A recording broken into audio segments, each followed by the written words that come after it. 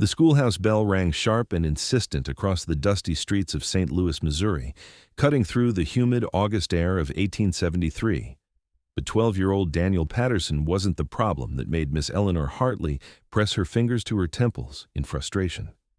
It was his older sister, 19-year-old Dorothea Patterson, sitting in the back row with her hand raised yet again, her green eyes bright with curiosity that never seemed to dim, no matter how many times the weary teacher tried to redirect the lesson.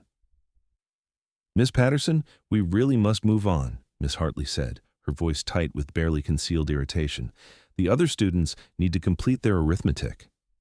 "But you said the railroad expansion would reach completion by year's end, and I read in the newspaper that the financial panic has delayed construction by at least 6 months. How can both things be true?" Dorothea's voice carried across the one-room schoolhouse, earnest and genuinely confused. The younger children giggled. Daniel sank lower in his seat, embarrassed by his sister's persistence. Miss Hartley set down her chalk with more force than necessary, leaving a small white cloud in its wake. "She asks too many questions," the teacher sighed, loud enough for the entire room to hear.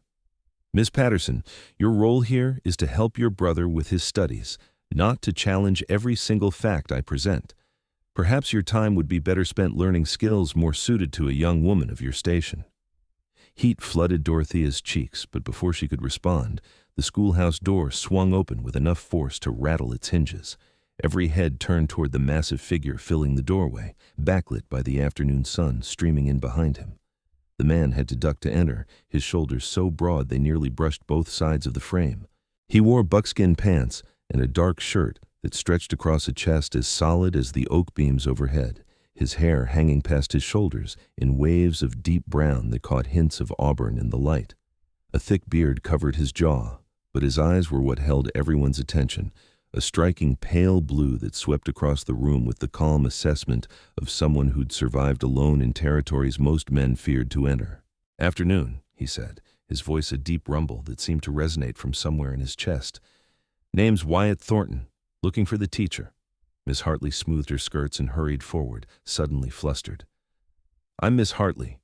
How may I help you, Mr. Thornton?" Wyatt pulled off his worn leather hat, revealing more of that thick hair, traces of silver at his temples, though he couldn't have been more than 30. "Got word the school needs supplies hauled in from the timber camp upriver. Brought my wagon." "Oh, yes, thank you. The books and slates we ordered months ago." Miss Hartley's demeanor had shifted entirely, her voice now syrupy sweet. "I'll show you where they should be stored." As she gathered her shawl, Dorothea's voice rang out again. "Excuse me, sir? You said you're hauling from the timber camp upriver. Does that mean you've come from the mountain territories?" Wyatt's gaze shifted to her, those pale eyes meeting hers with an intensity that made her breath catch. "Been living up in the Ozark Highlands for near about 8 years now." "What's the elevation like?" "I've read varying accounts, some saying 3,000 feet, others claiming barely 1,000. And what about the wildlife migration patterns this time of year? Do the elk move through in August or wait until September when the temperature drops?" The schoolhouse had gone completely silent. Miss Hartley's mouth fell open in shock at such forward behavior, speaking directly to a strange man without introduction or propriety. Daniel buried his face in his hands. But Wyatt didn't look offended. Instead, something shifted in his expression, not quite a smile, but a softening around his eyes. He took a few steps closer, his boots heavy on the wooden floor. "Elevation varies considerable. Some peaks reach near 2,500 feet, valleys sit around 700. Elk are already moving started last week when we got that cold snap. They follow the acorn drop from the white oaks." Dorothea leaned forward, her entire face lit with interest.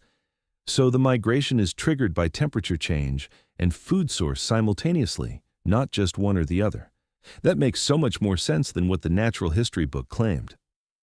"She asks too many questions," Miss Hartley interjected sharply, her earlier frustration returning.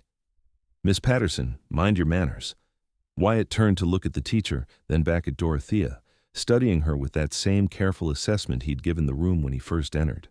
Then he did smile, just slightly, one corner of his mouth lifting beneath his beard. "She's smarter than everyone here." The words hung in the air like the dust motes floating through the sunbeams. Miss Hartley made a sound of indignation. Several children gasped. Daniel looked up from his hands, shocked. Dorothea felt her heart do something strange in her chest, a flutter that had nothing to do with the summer heat. "Well, I never," Miss Hartley sputtered. "The impropriety of such a statement, just calling it as I see it, madam." Wyatt settled his hat back on his head. "Now, about those supplies?" Miss Hartley had no choice but to proceed with the business at hand, though her lips pressed into a thin, disapproving line. She gathered her things and swept toward the door, gesturing curtly for Wyatt to follow. But before he left, he glanced back once more at Dorothea, and this time there was definitely a smile in his eyes. The moment the door closed behind them, chaos erupted in the schoolhouse. All the children started talking at once, most of them staring at Dorothea with a mixture of awe and scandalized delight. Daniel grabbed his sister's arm. "Dory, you can't just talk to strange men like that," he hissed, using the childhood nickname only family employed. "Mama's going to have your head if anyone tells her." "I was simply asking questions," Dorothea protested, but she could feel her face burning. "I didn't mean any impropriety." "He called you smart," one of the other girls whispered, eyes wide, right in front of Miss Hartley. "He's probably a savage, living up in those mountains all alone," another student added, though there was more fascination than disgust in her tone. "I heard mountain men don't follow civilized rules." Dorothea gathered her books and slate, trying to ignore the way her hands trembled slightly. She told herself it was indignation at Miss Hartley's dismissal, nothing to do with the way those pale blue eyes had looked at her like she was something worth seeing. The rest of the afternoon dragged interminably. Miss Hartley returned in a foul mood and assigned extra reading to everyone, shooting pointed looks at Dorothea every few minutes. When the final bell rang, Dorothea gathered Daniel quickly, hoping to escape before anyone else could comment on the strange encounter. But as they stepped out into the late afternoon sun, she saw Wyatt Thornton's wagon still parked beside the schoolhouse, now loaded with empty crates. He was checking the harness on his horses, two massive draft animals that suited his own substantial size, and looked up as students began pouring out of the building. "Danny, hurry up," Dorothea urged, tugging her brother's arm. "Why? You were so eager to talk before," Daniel teased, but he mercifully quickened his pace. They made it perhaps 20 feet before Wyatt's deep voice called out, "Miss Patterson." Every instinct told her to keep walking, to preserve what remained of her reputation, but curiosity had always been stronger than caution in Dorothea's nature, so she stopped and turned, Daniel sighing dramatically beside her. Wyatt walked toward them with a loose, easy gait that spoke of countless miles traveled on foot through rough terrain. Up close, she could see the small scars that marked his hands and forearms, the weathered quality of his skin that came from years under sun and sky. He was even larger than she'd realized, tall enough that she had to tilt her head back to meet his eyes, and the breadth of his shoulders blocked out everything else. "Didn't mean to embarrass you in there," he said, his voice lower now, meant just for her. "But I won't apologize for speaking truth." "You didn't embarrass me," Dorothea replied, lifting her chin. "I'm accustomed to being told I ask too many questions.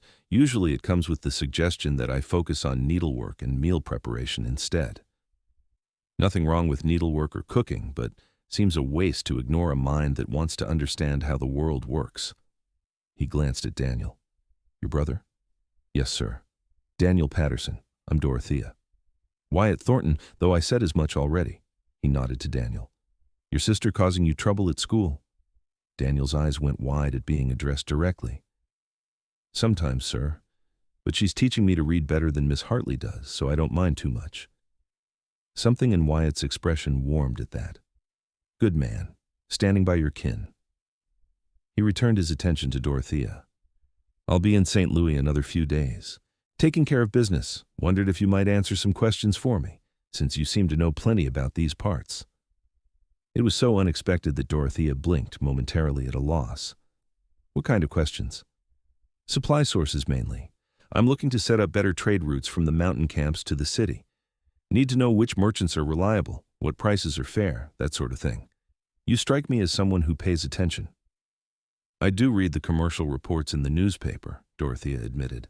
"Papa used to explain the trade business to me before he passed last year. He ran a freight company." "Robert Patterson?" Wyatt's brows rose. "I heard about him. Good reputation. Honest dealer." The mention of her father brought the familiar ache to Dorothea's chest, but also a flicker of pride. He was. I tried to learn everything I could from him, though Mama says it's not proper for a woman to concern herself with commerce. Your Mama raising you and your brother alone now? Yes, sir. She takes in sewing and laundry. I help when I'm not at the schoolhouse with Daniel. Wyatt was quiet for a moment, studying her again with that unnerving intensity. Tell you what, I'm staying at Morrison's boarding house on Market Street.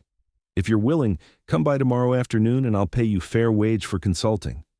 Say, $2 for an hour of your time? $2 was more than Dorothea could make in a week of sewing piecework. Her heart leaped at the prospect, but caution quickly followed. Sir, I don't think it would be appropriate for me to visit a gentleman's lodgings unchaperoned. Figured as much.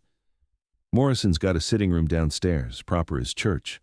His wife serves tea there every afternoon for guests. Would that suit? Dorothea hesitated, weighing propriety against opportunity. $2 could buy flour and beans enough to last the household 2 weeks. And beyond the practical considerations, she couldn't deny the pull of curiosity about the mountain territories, about trade routes, about this man who'd seen through her in a single conversation. 3 o'clock? She heard herself say. 3 o'clock. Wyatt nodded, that almost smile returning. Look forward to it, Miss Patterson. He touched the brim of his hat in farewell and returned to his wagon, leaving Dorothea standing in the street with her heart hammering against her ribs. Mama's definitely going to have your head, Daniel said cheerfully. Dorothea decided not to mention the appointment to her mother at all. The next afternoon, she told Caroline Patterson she was going to deliver some mended shirts to one of their clients, not entirely a lie, as she did drop off the shirts on her way to Market Street.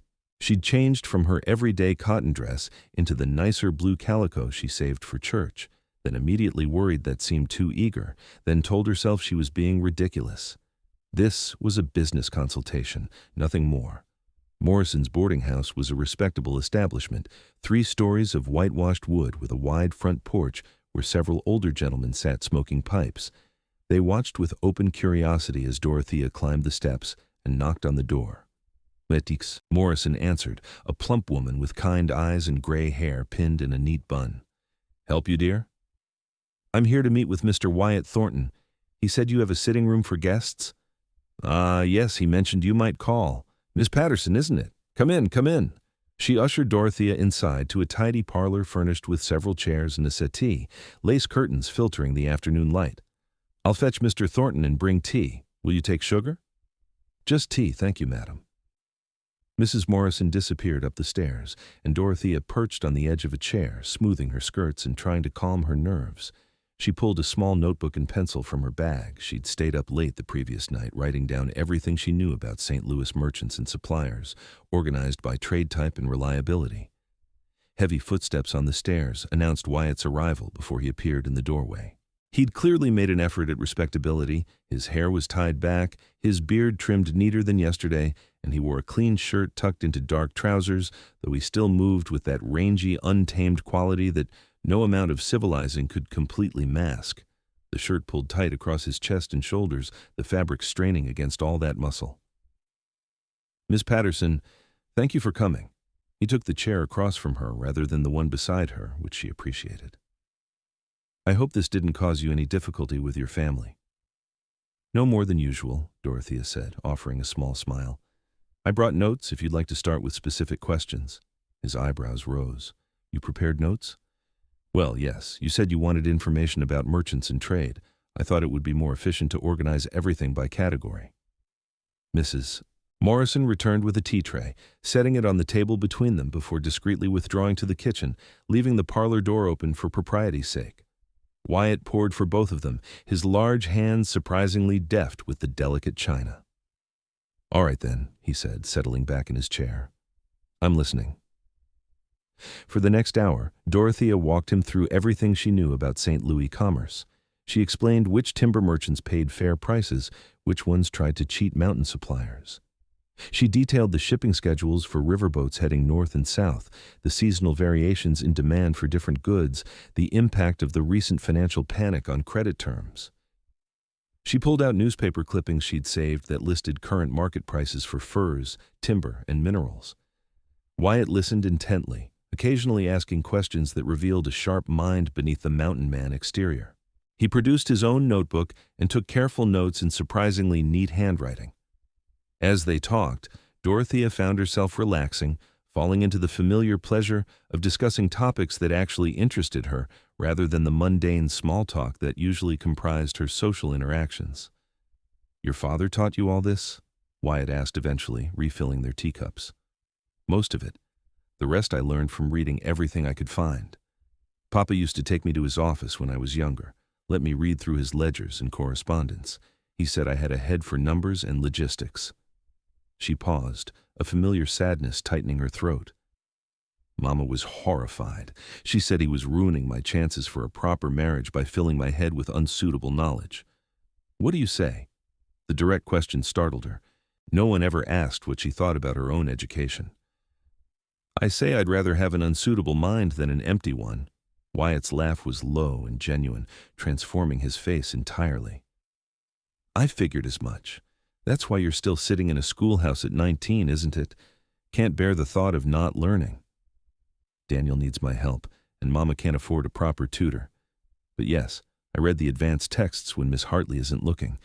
I can't seem to help myself." She looked down at her teacup, embarrassed by the admission. "I know it's prideful and unfeminine." "It's neither. It's honest." He leaned forward, his elbows on his knees, his pale eyes serious. "Can I tell you something, Miss Patterson? In the 8 years I've lived in those mountains, I've met men who could track a deer across solid rock, who could survive blizzards that would kill most folks within hours, who knew the name and purpose of every plant that grows in those forests. Intelligence takes 1,000 different forms. Yours just happens to involve words and numbers instead of wilderness. Doesn't make it less valuable." Dorothea felt something shift in her chest. A knot she'd carried for so long she'd forgotten it was there, beginning to loosen. "No one's ever said anything like that to me before." "Then you've been talking to the wrong people." They sat in comfortable silence for a moment, the afternoon light shifting across the parlor floor. Finally, Wyatt reached into his pocket and pulled out $2 silver, setting them on the table. "It's fair payment for fair work," he said. "But I've got another proposition, if you're willing to hear it." Dorothea's pulse quickened. "I'm listening." "I need someone in the city I can trust with business correspondence and supply arrangements, someone smart enough to negotiate fair prices and spot a cheat before I lose my shirt. I can't be coming down from the mountains every week. It's a 3-day journey each way. But if I had a reliable agent here in St. Louis, someone who could handle the details and send word when I need to make the trip, it would save considerable time and money." He paused. "I'd pay $10 a month for that service, plus a percentage of any deals you negotiate." $10 a month was more than Dorothea could earn in 3 months of sewing. It was enough to ease her mother's constant worry about making rent, enough to buy better food, enough to save toward Daniel's future. But more than the money, it was the offer itself, someone seeing her skills as valuable, as worth paying for. "Mr. Thornton, I don't know what to say. Say yes or say no, either's fine. But I meant what I said yesterday. You're smarter than most folks I've met, and I'd count myself lucky to have you handling my business interests." "Yes," Dorothea said before she could overthink it. "Yes, I'll do it." "Good." Wyatt stood and extended his hand. After a moment's hesitation, Dorothea stood and shook it, feeling the calluses on his palm, the careful way he tempered his strength so as not to crush her smaller hand. "I'll draw up a proper agreement and bring it by tomorrow. You'll need to know more about my operation, the timber camp, the trapping territories, what goods we produce and in what quantities. That going to be a problem, meeting with me a few more times before I head back?" "I'll make it work." "And your mother? She going to object to this arrangement?" Dorothea lifted her chin. "I'm 19 years old and contributing to the household. What I do to earn that contribution is my concern." Wyatt's smile returned, warm with approval. "All right then, Miss Patterson. Looks like we're partners." Over the next 3 days, Dorothea met with Wyatt each afternoon at Morrison's boarding house. He brought maps of the mountain territories, sketches of the timber camp operations, samples of the furs they traded. She took meticulous notes, asked dozens of questions, and began to build a picture of his world, isolated, beautiful, harsh, and utterly unlike anything she'd known in the growing city of St. Louis. She learned that Wyatt had left civilization 8 years ago after his parents died in a cholera outbreak, seeking solitude in his grief. He'd built a cabin with his own hands, learned to survive through brutal winters, and eventually partnered with a small group of other mountain men who operated the timber camp. He was 31 years old, had never married, and seemed as comfortable in silence as most people were in conversation. She also learned that he was unfailingly respectful, surprisingly well-read, for someone who lived in isolation and possessed a dry sense of humor that caught her off guard and made her laugh in ways she hadn't in months. When he described an encounter with a stubborn mule deer that had taken up residence near his cabin, refusing to leave despite his best efforts to shoo it away, she laughed until tears streamed down her face. "You're just going to let it stay?" she asked, wiping her eyes. "He won the standoff. Seemed only fair." Wyatt shrugged. "Besides, he's good company. Doesn't talk much. I imagine you appreciate that quality." "In a deer, yes. In other folks, not so much." His eyes met hers with an intensity that made her breath catch. "Some voices are worth hearing." On the 4th day, when Wyatt was scheduled to depart back to the mountains, Dorothea found herself reluctant to say goodbye. They'd fallen into an easy rhythm, these afternoon meetings, and the prospect of not seeing him for weeks stretched emptily ahead. They stood on Morrison's front porch in the early morning light, his wagon already loaded. He handed her a leather satchel containing all the business documents, contacts, and a bank draft that would allow her to make purchases on his behalf. "I'll send word through the postal rider when I need anything," he said. "And I'll be back down in 6 weeks to check on progress and settle accounts. That work for you?" "Yes, of course." Dorothea clutched the satchel. "Mr. Thornton, I want to thank you. This opportunity, it means more than you probably realize." "I've got a fair idea." He settled his hat on his head, that familiar gesture she had already come to recognize. "Miss Patterson, I'm going to say something that might be improper, and you're welcome to tell me to mind my own business." Her heart began to pound. "All right. These past few days have been the best I've had in longer than I can remember. And it's not just about the business arrangement, though that's valuable. It's the talking. The way your mind works. The way you light up when you're explaining something you find interesting." He paused, seeming to choose his words carefully. "I know I'm not a civilized man by most standards. I live rough and I'm better with solitude than society. But if I were the kind of man who stayed in one place, who could offer a proper courtship, I'd be asking your permission to call on you." Dorothea's breath had stopped somewhere in her chest. "And since you're not that kind of man, I've got no right to ask you to wait or wonder, but I wanted you to know that these days mattered. That you matter." He stepped back, creating a proper distance. "Take care of yourself, Miss Patterson. I'll see you in 6 weeks." He climbed up onto the wagon before she could formulate a response, before she could say that these days had mattered to her too, that she'd found herself thinking about him at odd moments, wondering what it would be like to see those mountains he described with such quiet reverence. The wagon rolled away down Market Street, and Dorothea stood watching until it disappeared around a corner. Then she went home and threw herself into the work he'd left her, telling herself the hollow feeling in her chest was simply the letdown after several days of stimulating conversation. Nothing more.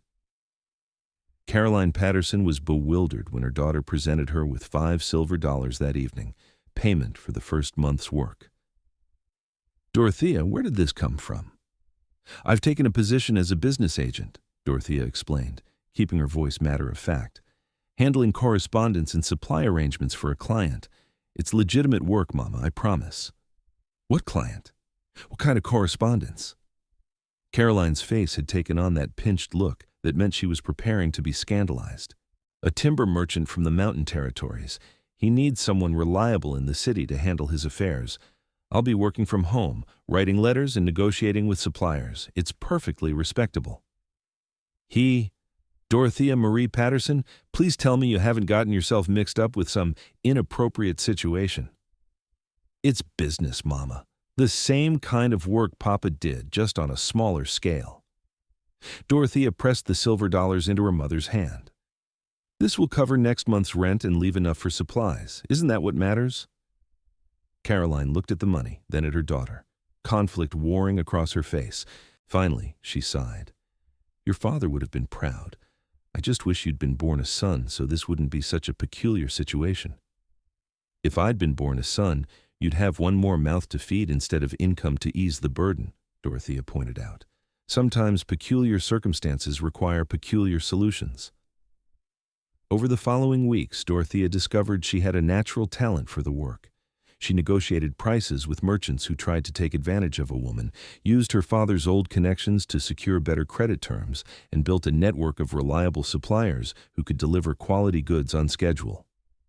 She kept meticulous records, wrote detailed reports for Wyatt, and found herself thinking about his operation constantly, ways to improve efficiency, new markets to explore, potential problems to anticipate. She also found herself thinking about Wyatt himself more than was probably wise. She'd replay their conversations in her mind, remember the way he'd listened to her like her words mattered, the careful courtesy he'd shown even as heat had sparked between them in unguarded moments. She wondered if he thought about her too, up in those mountains. She wondered what he was doing, if the work was dangerous, if that stubborn deer was still hanging around his cabin. When a letter arrived 6 weeks later via the postal rider, her hands actually trembled as she broke the seal.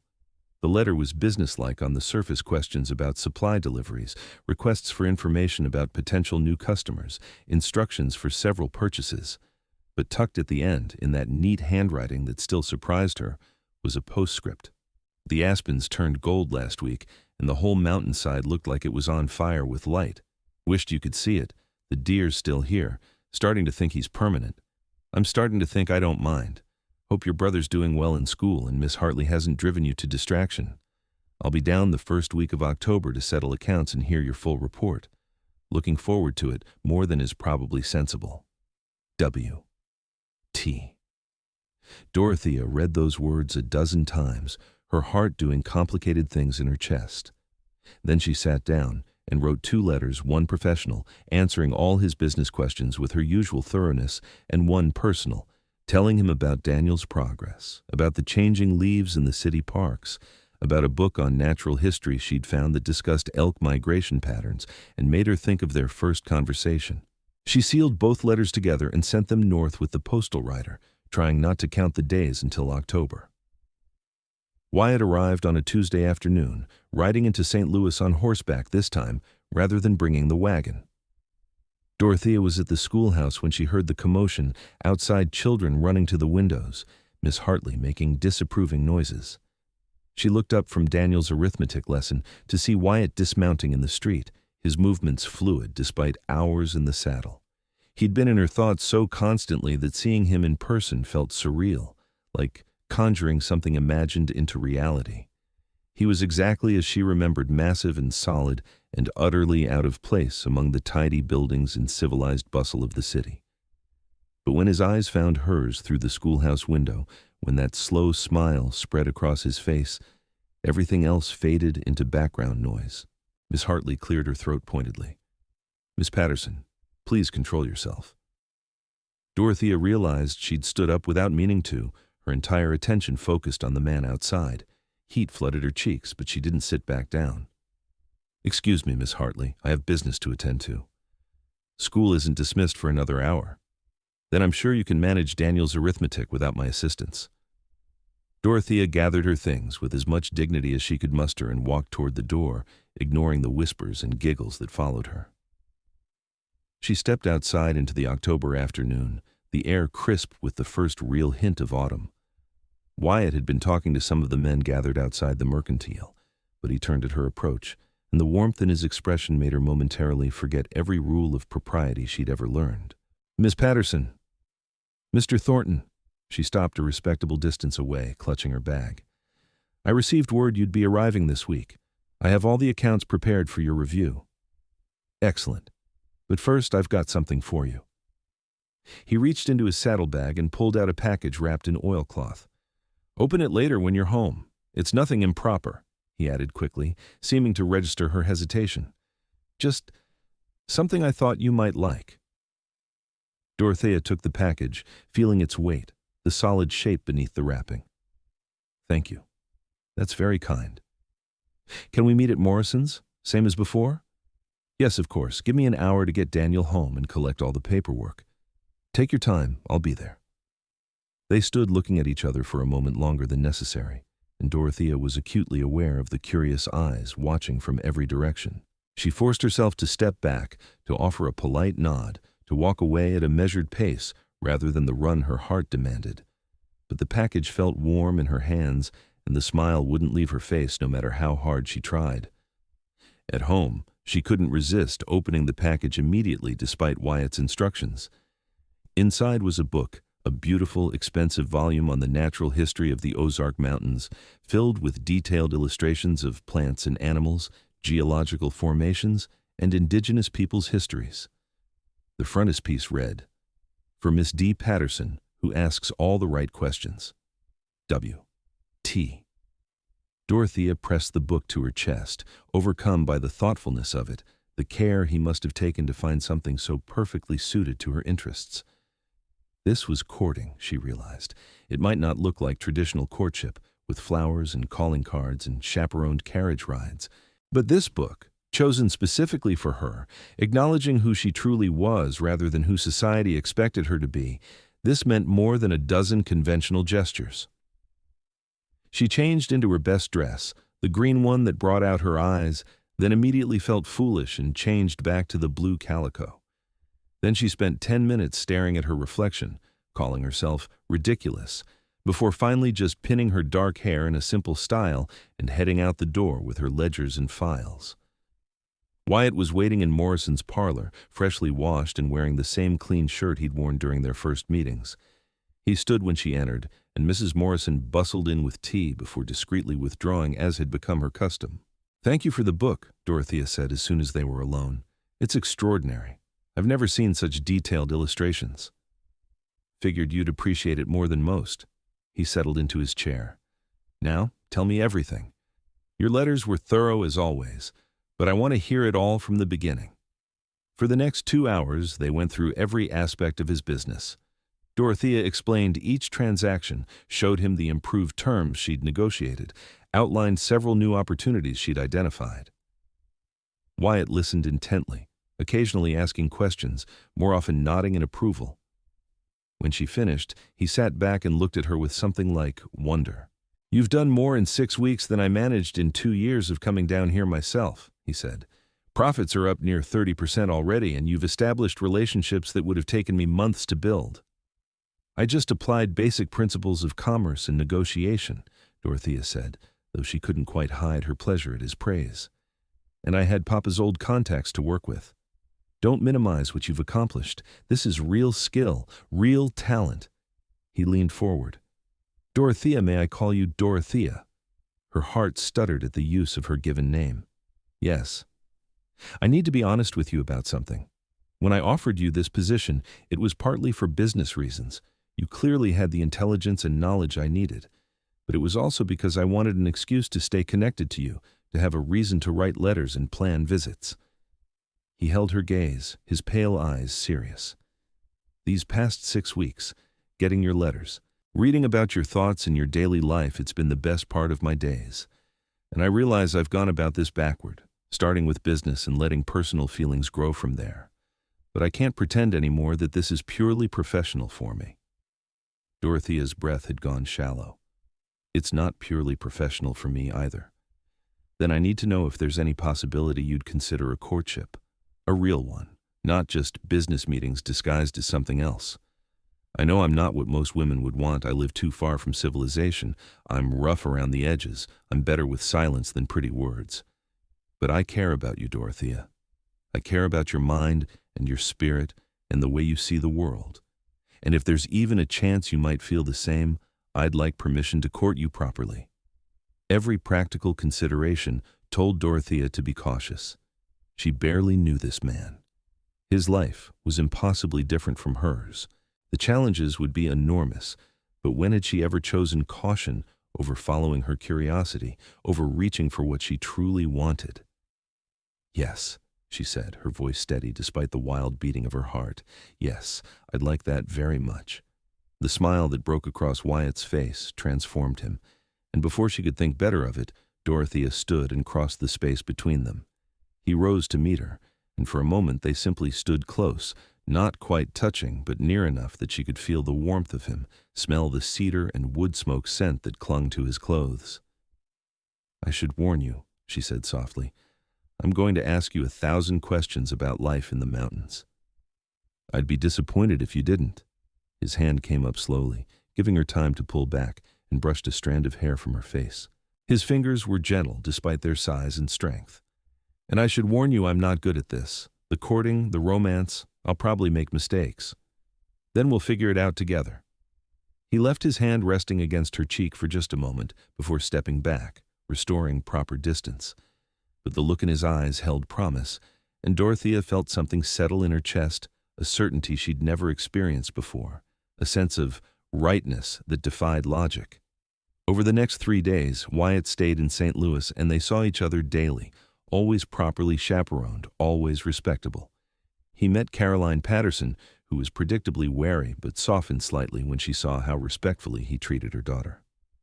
He took Daniel fishing at the river and came back with stories of the boys' endless questions about mountain wildlife, delivered with affectionate amusement.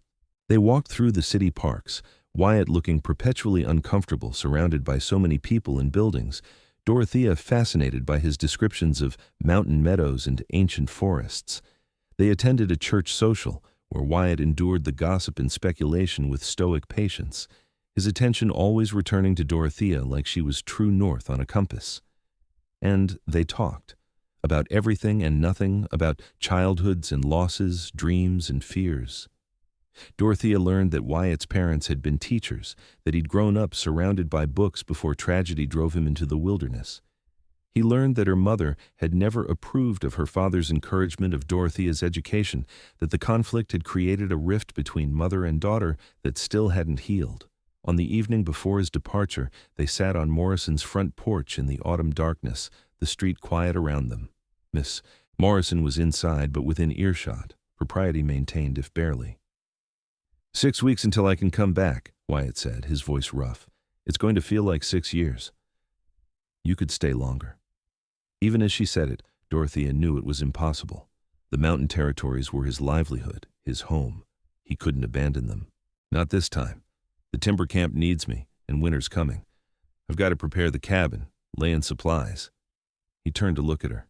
"But Dorothea, I've been thinking. This arrangement me up in the mountains. You here in the city, it's not sustainable long-term if we're serious about building something together." Her heart clenched. "What are you saying?" "I'm saying that in 6 months, when spring comes and the mountain passes are clear, I want you to come see the territories. Not permanently," he added quickly, reading the alarm in her face. "Just a visit. A few weeks. I want you to see what my life is like up there. See if you could ever imagine making a home in that world. Because if you can't, then we need to know that now before we get in any deeper. And if I can imagine it, then maybe by next summer we could start talking about a future, a real one." His hand found hers in the darkness, his palm warm and solid. "I'm not saying it would be easy. The mountains are beautiful but harsh, especially in winter. You'd be isolated, far from your family and everything familiar. But you'd have me, and I swear I'd spend every day trying to make you happy." Dorothea laced her fingers through his, marveling at how natural it felt. 6 months seems like a long time to wait to find out if we're making a terrible mistake. Best to be certain before we uproot your entire life." He squeezed her hand gently. "And in the meantime, we'll write. We'll plan. And I'll come down as often as the weather allows. Promise me something," she whispered. Anything. Promise me you'll be careful up there. No taking unnecessary risks. No playing the hero if danger comes calling." His low laugh rumbled through the darkness. "That's a hard promise for a man living in the wilderness to make." "Try anyway." "All right. I promise to be as careful as circumstances allow. Now you promise me something." "What?" "Promise me you won't let anyone make you feel small for being smart. Not your mother, not Miss Hartley, not anyone. You keep asking those questions, keep that mind sharp. That's the woman I'm courting, and I don't want her changing herself for anyone." Emotion thickened Dorothea's throat. "I promise." They sat in silence then, hands linked, watching the stars emerge one by one in the darkening sky. When Mrs. Morrison finally called them in, citing the lateness of the hour, Wyatt walked Dorothea to the street where Daniel waited to escort her home. 6 weeks, he said softly, for her ears only. 6 weeks, she echoed, and let him go. The winter that followed was the longest of Dorothea's life. Wyatt came down from the mountains twice more before the first serious snows made the journey too dangerous, and each visit felt simultaneously too brief and more precious than the last. They carved out whatever time they could, always proper, always chaperoned, but the growing connection between them was undeniable. By their third visit, he was kissing her goodbye when no one was watching, gentle, careful kisses that left her breathless and wanting more. By the fourth, she was dreaming about those mountains, about a cabin tucked into ancient forests, about a life she could barely imagine but wanted desperately to experience. Then winter set in with a vengeance, and the letters became her lifeline. The postal rider made it through once a month when weather permitted, and Dorothea lived for those deliveries. Wyatt's letters were long and detailed, describing the snow-buried landscape, the challenges of winter survival, the beauty of ice-covered trees catching morning light. He wrote about his plans for expanding the timber operation in spring, about improvements he was making to his cabin in anticipation of her visit, about the stubborn deer who'd been joined by two others and was apparently establishing a permanent herd.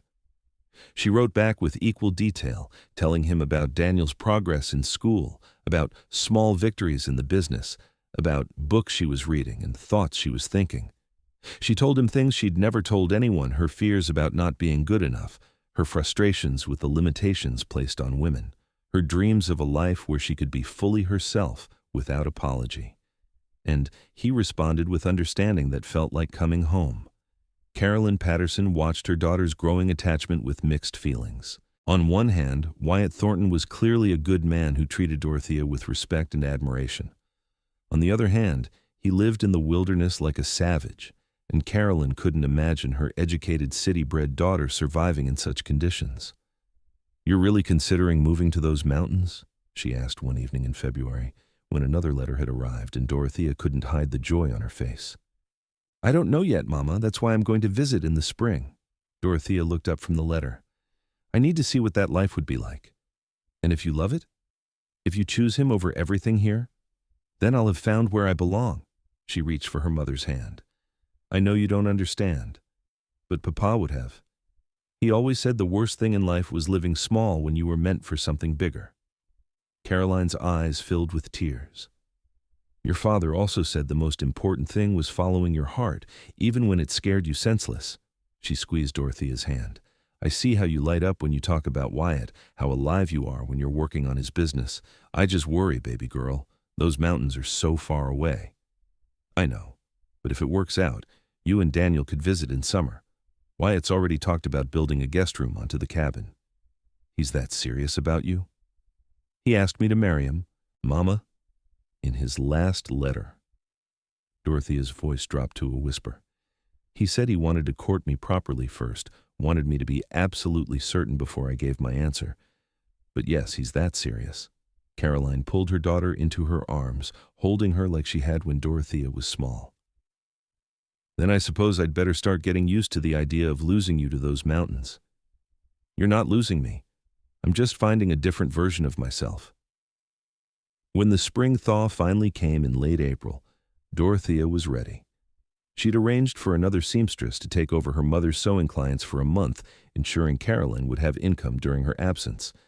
She'd left detailed instructions for maintaining Wyatt's business correspondence. She'd packed practical clothing suitable for wilderness travel, along with several books in her ever-present notebook. Daniel was devastated to see her go, but tried to be brave about it. "You'll come back, right? You're not just leaving forever?" "Of course I'm coming back," Dorothea assured him, though in her heart she wasn't entirely certain. "And you'll write to me about everything that happens at school. I want a full report on whether Miss Hartley survives without my questions." Wyatt arrived on a Tuesday morning with 2 horses, his usual mount, and a smaller mare he'd brought specifically for Dorothea. He helped her secure her belongings, checked and rechecked the saddle and gear, his nervousness endearing after months of careful letters and limited visits. "Last chance to change your mind," he said as they prepared to depart. "It's a hard 3 days of riding to reach the cabin." "I'm not changing my mind." Dorothea mounted the mare with more confidence than she felt. She'd been practicing riding over the past weeks, but this was far beyond a gentle trot through city parks. Caroline stood on the porch with Daniel, both of them trying not to cry. Wyatt rode over to them, his expression serious. "I give you my word, madam, I'll take good care of her. And if she decides this life isn't for her, I'll bring her home safely. No pressure, no hard feelings." "See that you do." Caroline's voice was stern, but her eyes were soft. "And Mr. Thornton, thank you for seeing what my daughter's truly worth.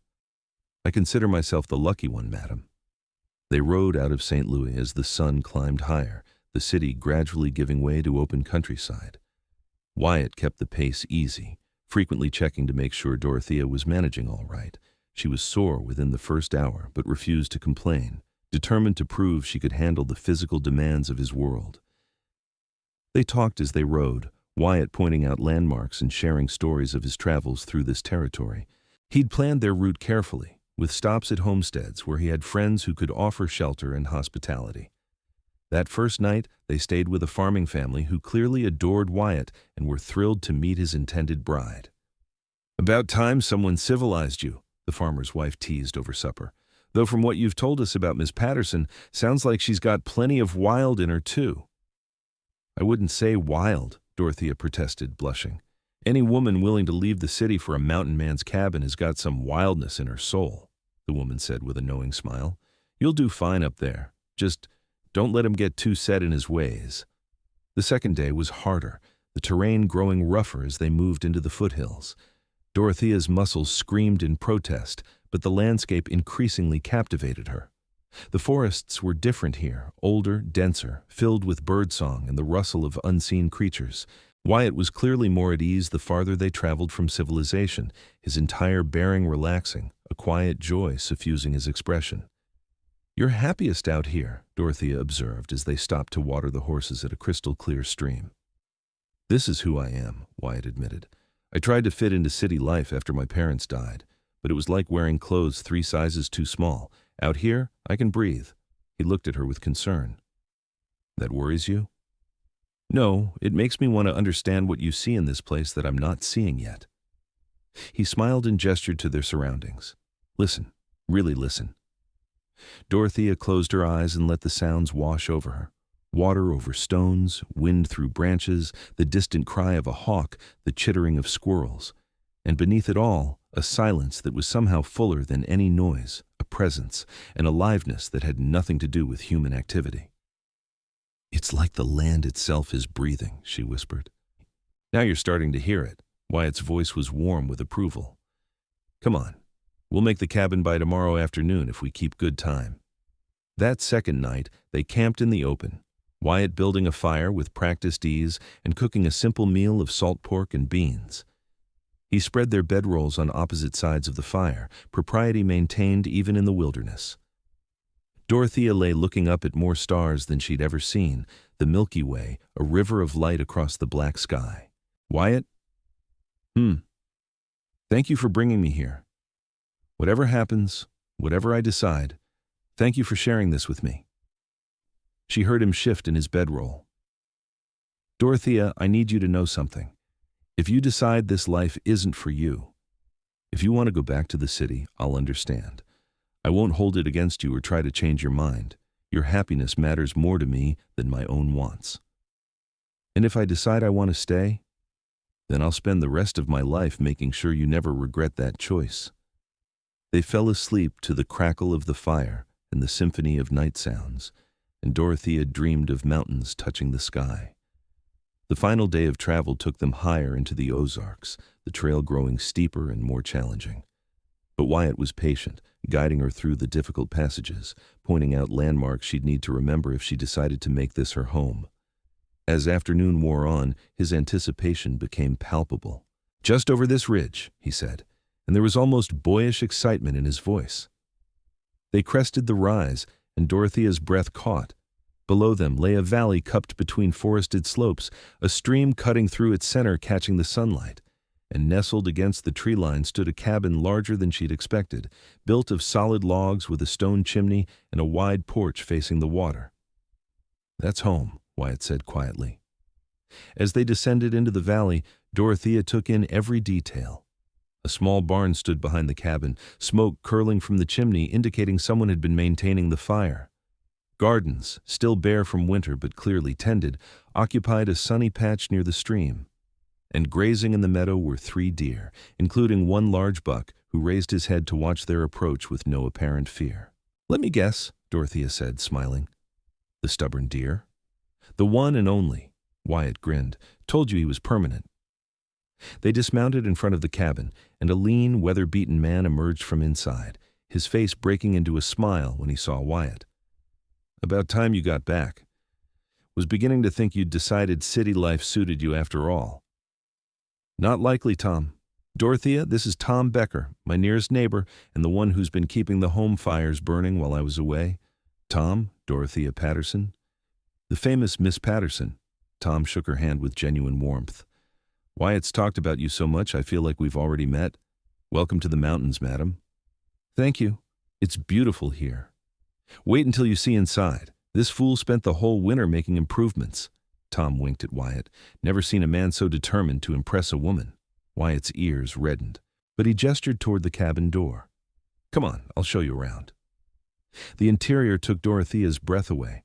Wyatt had clearly poured his heart into preparing for her visit. The main room was spacious, with a large stone fireplace, handmade furniture that showed real craftsmanship, and windows positioned to capture maximum light. Bookshelves lined one wall he'd remembered she loved to read. A separate bedroom had been partitioned off for privacy, the bed frame carved with intricate patterns of leaves and vines. "There's a workshop out back where I do carpentry work in winter," Wyatt explained, watching her face anxiously. "And Tom's cabin is about 2 miles east if you follow the trail by the stream. We're isolated but not completely alone." "Wyatt, it's wonderful." Dorothea turned to him, seeing the vulnerable hope in his expression. "You did all this for me?" "Did it for us. If there's an us." He took a tentative step closer. "Dorothea, I know it's not what you're used to. No shops, no restaurants, no society to speak of. But it's honest work and a good life. And I promise you'd never lack for anything I could provide." She crossed the space between them and took both his hands in hers. "Show me more. Show me everything. I want to understand your world." Over the next 3 weeks, Wyatt did exactly that. He taught her the rhythms of mountain life, how to tend the garden, preserve food for winter, recognize edible plants and dangerous ones. He showed her his timber operation, a well-organized camp where he and Tom and a handful of other men cut and processed wood with impressive efficiency. He took her to high meadows where wildflowers bloomed in riotous color, to waterfalls that tumbled over ancient rock, to vistas where she could see for what felt like forever. He also showed her the challenges, the isolation that could feel oppressive after weeks without seeing another soul, the harsh weather that could trap you in the cabin for days, the constant physical labor required to maintain even this comfortable existence, the dangers from wild animals, accidents, and simple bad luck far from medical help. But he also showed her the freedom, the ability to structure her days as she chose, to read and think and learn without anyone telling her she was too curious. The satisfaction of mastering practical skills, of contributing real value to their shared survival. The beauty that surrounded them every moment, shifting with the light and seasons into endless variations. And most importantly, he showed her himself. Without the constraints of civilization, Wyatt was fully himself, competent and strong, but also gentle, thoughtful, surprisingly funny. He listened when she talked, valued her opinions on everything from garden placement to business strategies. He never once suggested she should be different or less than she was. They fell into easy domesticity, cooking together, working side by side, sitting on the porch in the evenings, watching the deer graze while they talked about everything and nothing. And slowly, inevitably, the physical attraction that had simmered between them since their first meeting began to intensify. Wyatt was scrupulously respectful, never pushing beyond what was proper for an unmarried couple. But Dorothea found herself increasingly aware of him, the play of muscle beneath his shirt when he worked, the gentleness of his hands despite their strength, the heat in his eyes when he thought she wasn't looking. One evening, 3 weeks into her visit, they sat on the porch watching sunset paint the mountains in shades of gold and purple. The deer had ventured close, the buck grazing barely 20 feet away. The air was soft with spring warmth, and Dorothea felt a profound sense of peace settle over her. "I could stay here," she said softly. Wyatt went very still beside her. What? She turned to face him, meeting those pale blue eyes that had captivated her from the first moment. I could make a life here, with you, if the offer still stands. Dorothea, are you certain? You don't have to decide now. You could go back to St. Louis, think about it. I've been thinking about nothing else for 6 months. She reached for his hand. Wyatt, I've never felt more myself than I do here. Yes, it's isolated and challenging and completely different from everything I've known. But it's honest. It's real. And when I imagine spending the rest of my life anywhere, I imagine it here. With you. He pulled her into his arms so suddenly and completely that she gasped, his embrace fierce and trembling. She felt his heart hammering against her cheek, felt the deep breath he took as though surfacing from underwater. Say it again, he whispered into her hair. Say you'll stay. I'll stay. I'll marry you. I'll make this my home. She pulled back just enough to see his face. That is what you're asking, isn't it? It's what I've been wanting to ask since the day I met you, but I was trying to be patient and proper and give you time. His hands came up to frame her face, his thumbs tracing her cheekbones with reverent gentleness. Dorothea Patterson, will you marry me? Will you be my wife, my partner, my best friend? Will you let me spend the rest of my life loving you? Yes. The word came out barely above a whisper, but it was the surest thing she'd ever said. Yes, to all of it. He kissed her then, properly this time, without the constraints of propriety or watchful eyes. His lips were warm and firm, his beard surprisingly soft against her skin. The kiss started gentle but quickly deepened, months of restrained longing pouring into the contact. Dorothea's hands found their way into his hair, pulling him closer, and his arms tightened around her like he never wanted to let go. When they finally broke apart, both breathing hard, Wyatt rested his forehead against hers. We should probably get married sooner rather than later because my self-control only goes so far. Dorothea laughed breathlessly. How soon? There's a circuit preacher who comes through every 6 weeks. He's due in about 2 weeks. Think you can plan a mountain wedding that fast? I think I can manage. They sat wrapped in each other's arms until the stars emerged, making plans and promises and dreaming out loud about their future. Tom would stand up as Wyatt's best man. They'd have the ceremony right here at the cabin, simple and intimate. Dorothea would need to make a quick trip back to St. Louis to collect her belongings and say proper goodbyes to her family, but she'd return as soon as possible. Your mother's going to have my head for stealing you away, Wyatt said ruefully. My mother's going to be relieved I found someone who actually appreciates me. Dorothea kissed him softly, though Daniel will be heartbroken. We'll have him visit next summer. I'll teach him to fish and track and all the skills that'll make him the envy of his friends back home. Home, Dorothea tested the word, looking around at the darkened valley, the solid cabin, the man beside her. This is home now. This is home, Wyatt agreed. Our home. The trip back to St. Louis was bittersweet. Dorothea traveled with Wyatt and Tom, the journey taking 4 days this time as they hauled a wagon to collect her belongings. Caroline Patterson cried when her daughter announced she was getting married and moving to the mountains permanently, but they were tears of mixed emotion, sadness at the separation, but also joy at seeing Dorothea so radiantly happy. You're absolutely certain? Caroline asked for the 10th time. This is truly what you want? It's what I want more than anything, Dorothea assured her. Mama, I know it's not the life you imagined for me, but it's the life I imagined for myself, even before I knew what I was imagining. They spent 3 days in St. Louis, packing Dorothea's belongings, her books, her clothes, her father's ledgers and papers. She said goodbye to the schoolhouse, enduring Miss Hartley's barely concealed disapproval. She finalized arrangements for Wyatt's business, training a reliable young clerk to take over the correspondence. And she held Daniel while he cried, promising him it wasn't forever goodbye, that he could visit, that she'd write every week. You keep asking those questions, she told him fiercely. Don't let anyone tell you curiosity is a flaw. It's your greatest strength. Wyatt bore all the emotional farewells with patient grace, understanding how much Dorothea was giving up to choose him. On their final evening in the city, he took Caroline aside for a private conversation. Madam, I know I'm taking your daughter far away from everything familiar, he said quietly, "and I know that's asking a lot. But I give you my word, I'll take care of her. I'll honor her mind and her spirit. I'll make sure she never regrets choosing this life." Caroline studied him for a long moment, this rough mountain man who'd somehow won her difficult daughter's heart.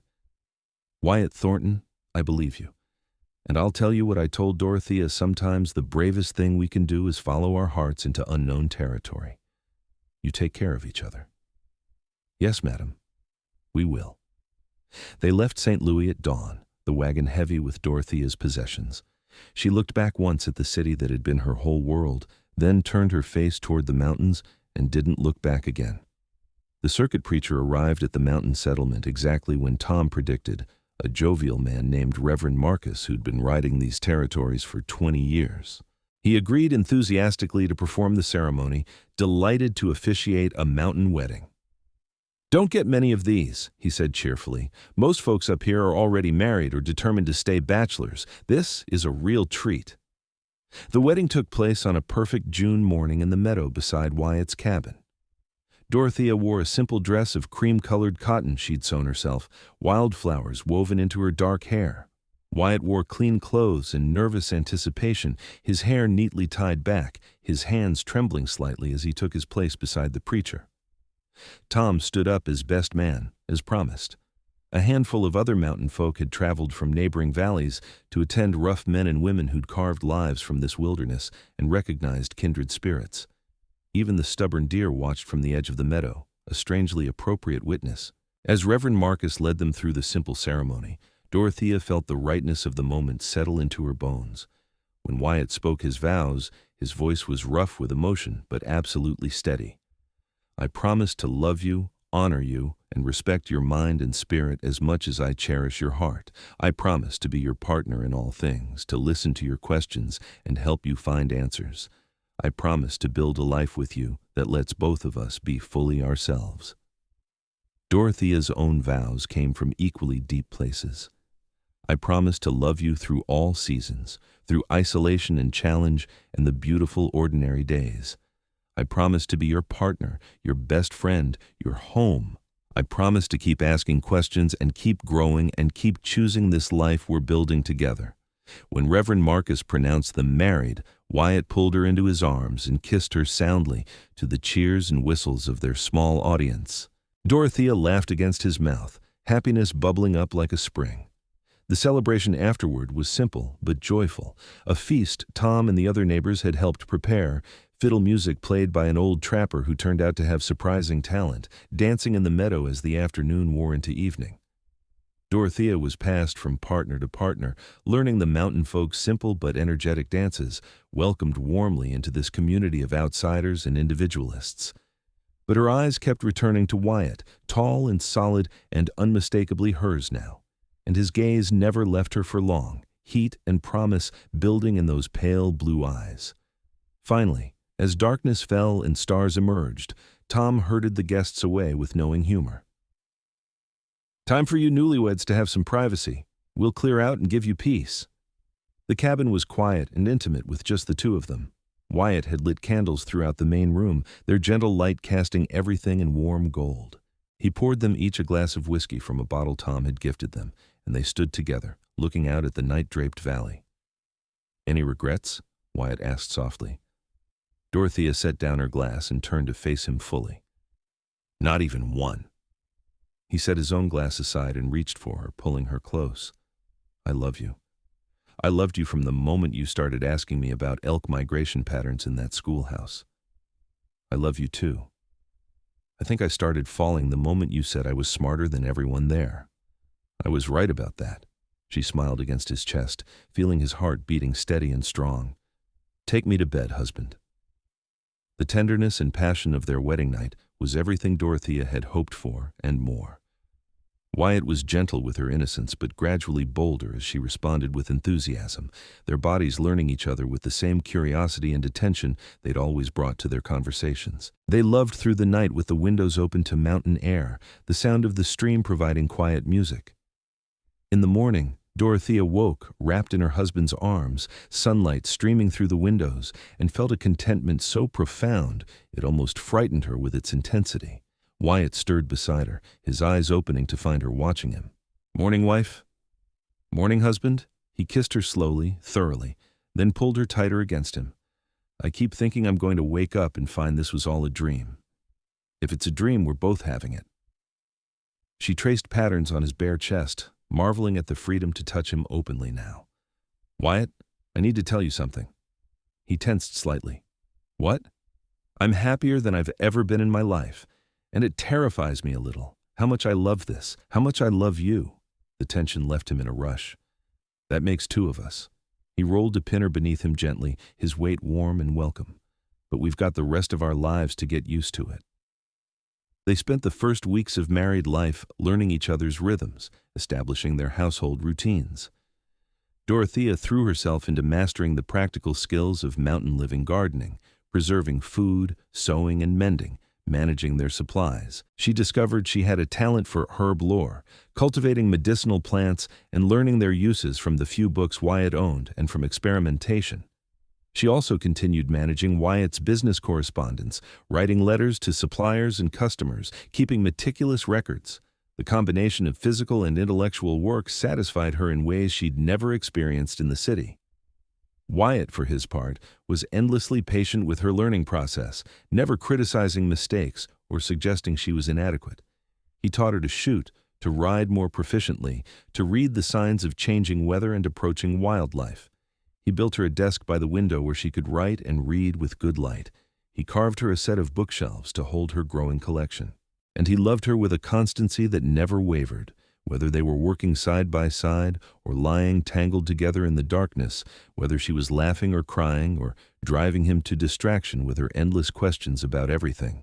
The seasons turned, summer giving way to autumn. Dorothea wrote long letters to her family, describing her new life in vivid detail. Daniel's responses were full of questions about mountain animals and wilderness survival. Caroline's letters were shorter, more cautious, but gradually warmed as it became clear her daughter was genuinely thriving. In October, Tom stopped by the cabin with unexpected news. "There's a young woman down at the settlement, name of Lucy Miller. Came west with her family, but they moved on and she stayed to teach at the little school we've been trying to establish. She's been asking about you, Dorothea. Heard there was another educated woman in these mountains." "A teacher?" Dorothea's interest sparked immediately. "How many students does she have?" "Maybe a dozen, ranging from 6 years old to 15. It's rough going. She's got limited supplies, no real curriculum, and she's barely older than some of her students. 22, I think. Could probably use some help if you're interested." Dorothea looked at Wyatt, who smiled knowingly. "You want to go meet her? Would you mind? I know it's a 2-hour ride to the settlement. I'll take you tomorrow. Might be good for you to have another woman to talk to besides Tom's wife."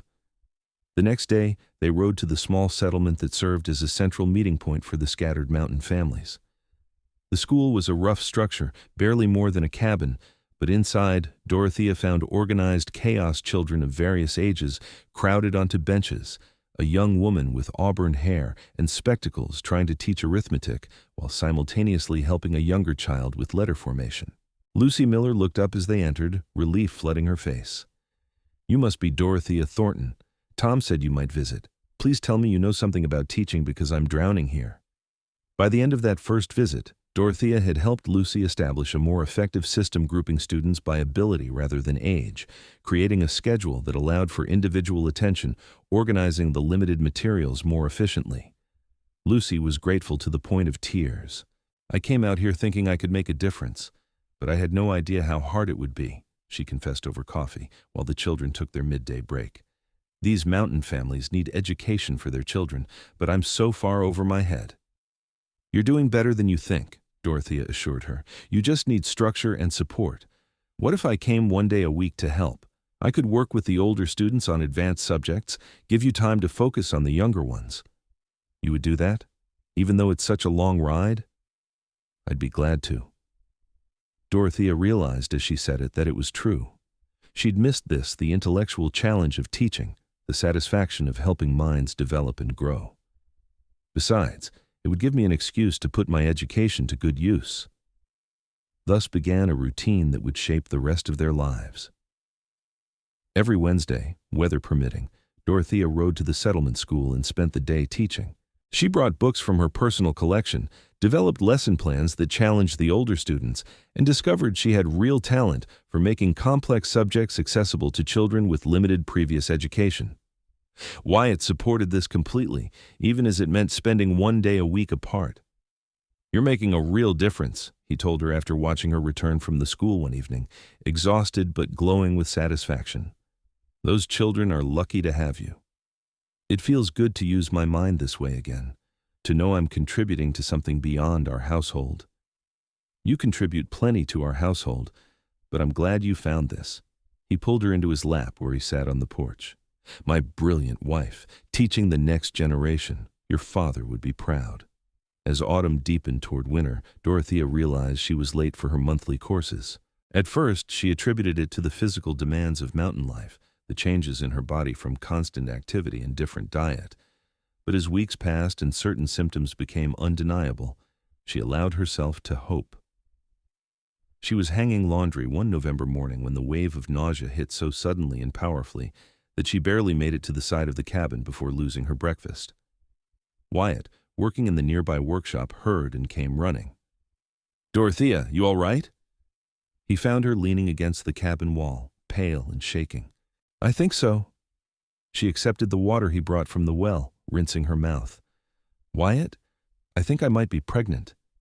His face went through a dozen expressions in as many seconds: shock, joy, fear, wonder. "Are you certain?" "Not completely, but I'm 6 weeks late. I've been exhausted, my breasts are tender, and now this. It seems likely." She searched his face anxiously. "Is that all right? I know we haven't talked about timing." Wyatt dropped to his knees in front of her, his hands gentle on her waist. "All right?" "Dorothea, it's more than all right. It's incredible." He pressed his forehead against her stomach. "There's a baby in there?" "I think so. I hope so." Her hands came up to cradle his head. "We're going to be parents." "We're going to be parents," he echoed, and his voice broke on the words. The pregnancy progressed through the winter, challenging but manageable.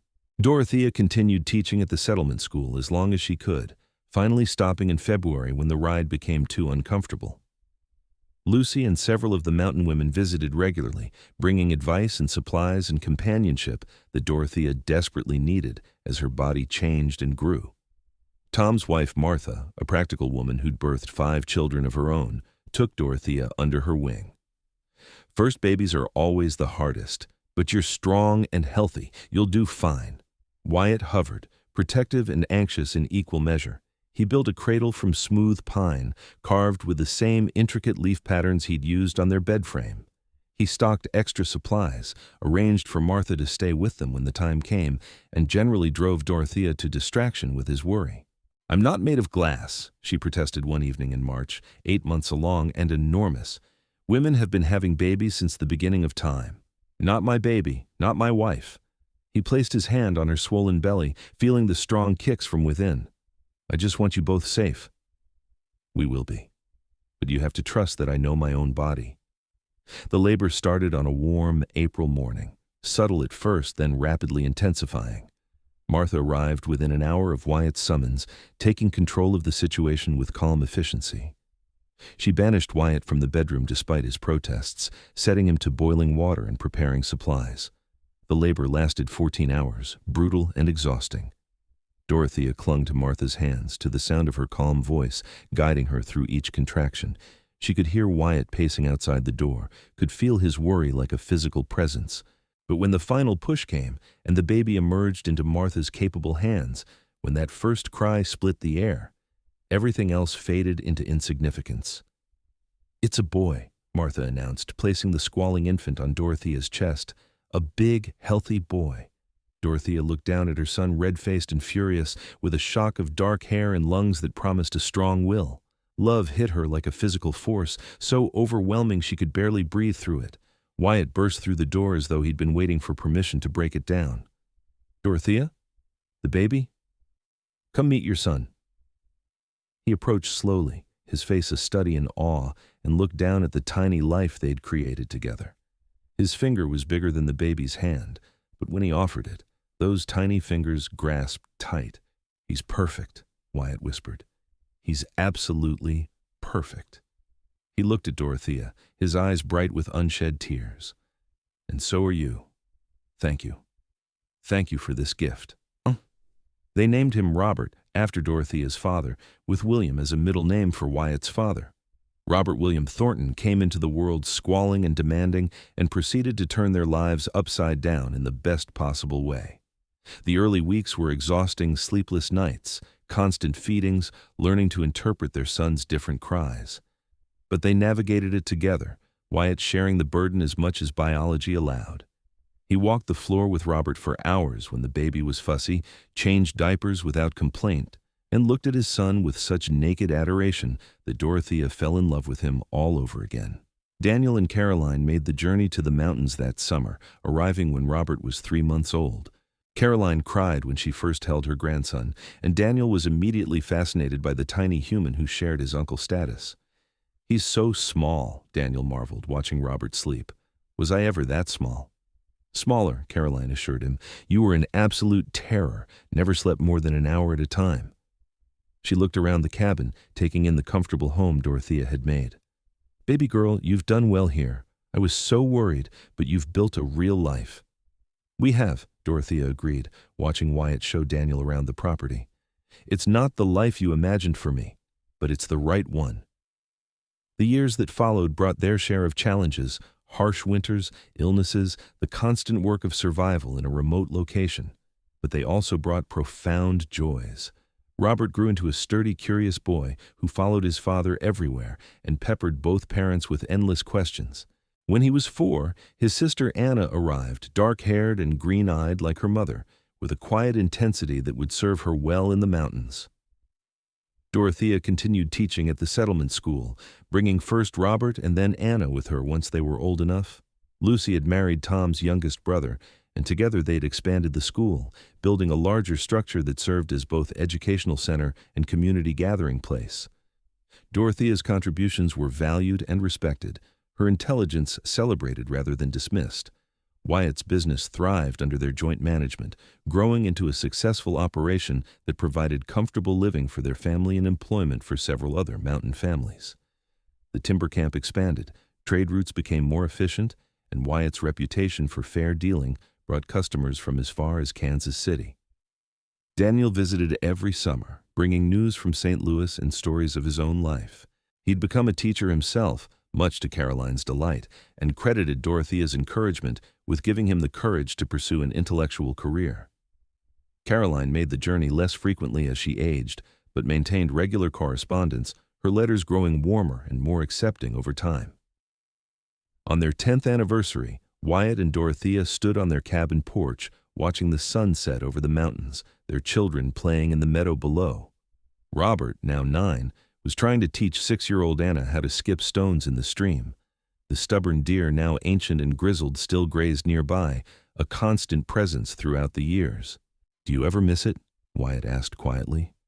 "The city? The life you left behind?" Dorothea leaned into her husband's solid warmth, feeling his arm come around her shoulders. "Not even for a moment. That life was someone else's dream, not mine. This," she gestured to the valley, the children, the home they'd built together. "This is everything I never knew I wanted." "No regrets about the schoolteacher who told you to stop asking questions?" "Only that I can't thank her. If she hadn't been so determined to silence me, you might never have spoken up, and none of this would have happened." Wyatt turned her to face him, his pale blue eyes still holding the same intensity they had that first day in the St. Louis schoolhouse. "I would have found a way. The moment I saw you, heard your mind working, I knew I'd found something rare and precious. I would have fought for it. You didn't have to fight. You just had to see me. I'll never stop seeing you, the brilliant, curious, unstoppable woman who turned my world right side up." He kissed her softly. "I love you, Dorothea Thornton." "I love you too, Wyatt. Thank you for defending my questions.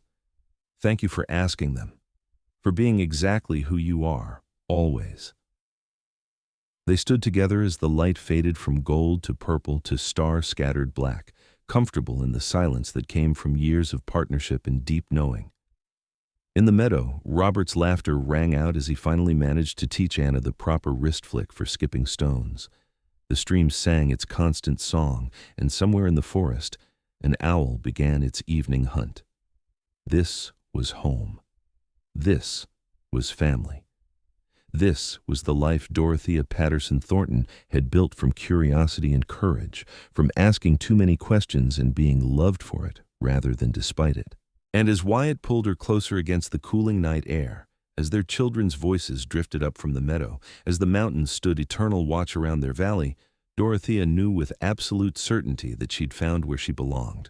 The stubborn deer raised his head, antlers catching starlight, and for just a moment seemed to look directly at them. Then he returned to grazing, and Dorothea smiled.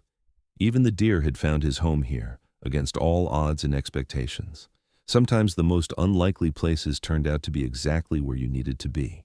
And sometimes the most unlikely love stories, starting with a mountain man defending a woman's intelligence in a schoolhouse full of scandalized whispers, turned out to be the truest ones of all. Robert and Anna grew, eventually bringing grandchildren who filled the cabin with noise and joy. The settlement school flourished, educating generation after generation of mountain children. The timber business remained successful, providing security and purpose. Caroline lived long enough to see her great-grandchildren dying peacefully in the mountain cabin during a summer visit, grateful that her daughter had found such happiness in this untamed place. Wyatt and Dorothea grew old together in the mountains they both loved, their love deepening with each passing season, each shared challenge, each quiet evening on the porch, watching deer graze in the meadow. And though their hair turned gray and their steps slowed, they never stopped talking, never stopped learning from each other, never stopped being grateful for the day a woman asked too many questions, and a mountain man recognized her worth. Their love story became legend in the settlement, the city-bred intellectual and the wilderness man who saw past surfaces to the soul beneath. Young couples starting their own journeys would ask for advice, and Dorothea and Wyatt would exchange knowing glances before sharing their hard-won wisdom. "Love the person, not the idea of them," Dorothea would say. "Accept who they truly are, questions and quirks and all. And fight for them," Wyatt would add, his hand finding Dorothea's without needing to look, their fingers interlacing with the ease of decades. When the world tells them to be smaller, be the voice that says they're perfect exactly as they are. When Wyatt finally passed, peaceful in his sleep at 78, Dorothea held his hand and whispered thanks for a lifetime of being seen, being valued, being loved for every question she'd ever asked. She scattered his ashes in the meadow where the deer still grazed, where they'd built their life from courage and conviction. She lived 3 more years, continuing to teach, to write, to question everything with the same fierce curiosity that had defined her from the beginning. When she joined Wyatt at last, her children found her at her desk, pen still in hand, surrounded by a lifetime of journals and letters and carefully documented observations about the natural world she'd grown to love. The cabin stood for generations after, maintained by their descendants who'd inherited both the land and the story. The settlement school bore a plaque, founded with the support of Dorothea Patterson Thornton, who taught us that questions are the beginning of wisdom. And in the meadow, the descendants of that stubborn deer still grazed, unafraid of the humans who'd made this valley their home. It was a legacy built on the foundation of that first conversation, that first recognition of kindred spirits, that first moment when a mountain man looked at a questioning woman and saw not a problem to be solved, but a treasure to be cherished. And every couple who heard the story, who learned that love could bloom between the most unlikely people in the most unexpected ways, carried that hope forward into their own lives. Some love stories are predictable, following well-worn paths from courtship to marriage to comfortable domesticity. But the best ones, the truest ones, are the stories where 2 people recognize each other's authentic selves and choose to build something entirely new together, something that honors who they both truly are rather than who society expects them to be. The story of Wyatt and Dorothea Thornton was one of those rare, true stories, and it all began the day a teacher sighed that a young woman asked too many questions and a mountain man declared she was smarter than everyone there. In that moment of recognition, in that simple act of seeing and valuing what others dismissed, a love story for the ages was born. The mountains kept their secrets, the streams ran clear and cold, the seasons turned in their endless cycle. And somewhere in the fabric of that wild place, The love between a curious woman and the man who cherished her curiosity lived on, as eternal as the peaks themselves, as deep as the valleys they'd called home, as constant as the stars that had watched over their decades together. Their story proved what Dorothea had always suspected in her questioning heart, that the right person wouldn't ask you to be less than you were, but would celebrate every part of you, even the parts the world called too much, especially those parts. And in finding that person, in building a life that honored both their truths, they'd created something more valuable than gold, more lasting than timber, more beautiful than any mountain vista. They'd created a love that would echo through generations, inspiring others to ask their own questions, follow their own unlikely paths, and believe that somewhere out there was someone who would see them truly and love them completely. And that, in the end, was the greatest legacy of all.